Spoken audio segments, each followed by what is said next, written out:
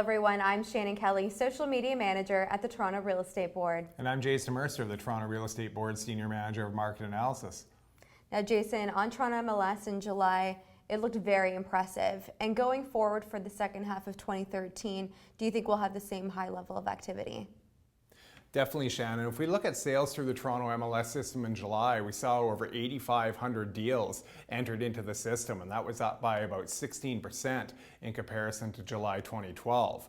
One of the key factors here is that we're a year removed from the stricter mortgage lending guidelines that came into effect, and so some households that had initially put their decision to purchase on hold are moving back into the marketplace and are getting deals done.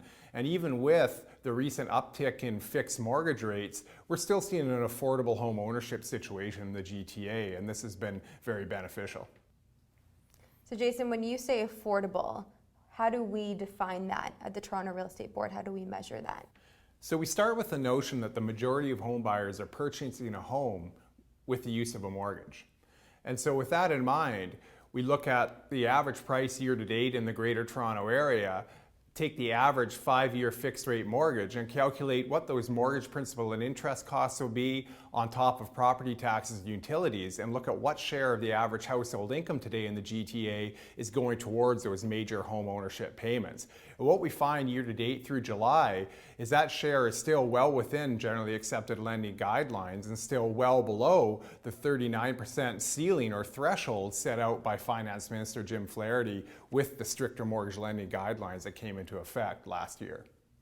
So Jason, obviously one of the main determinants for affordability would be price growth. So what did price growth and price level look like for July?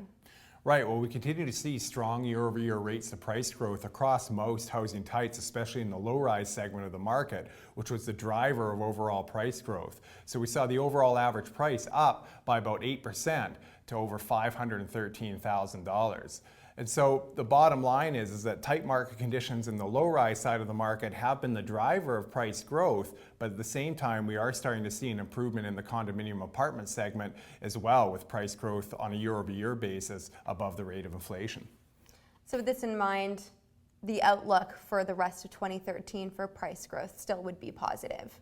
Absolutely. We're expecting to see tight market conditions remain in place, sellers market conditions, and that'll continue to see price growth well above the rate of inflation. And as we move into 2014, even if we see some more supply come online, we're still expecting to see enough competition between buyers to see price growth above the rate of inflation, just perhaps not by the same amount as what we saw in 2013.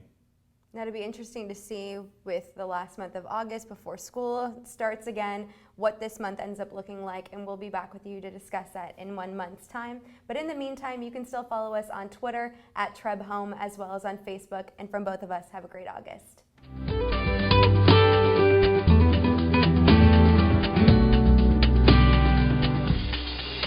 Brought to you by GTA Realtors.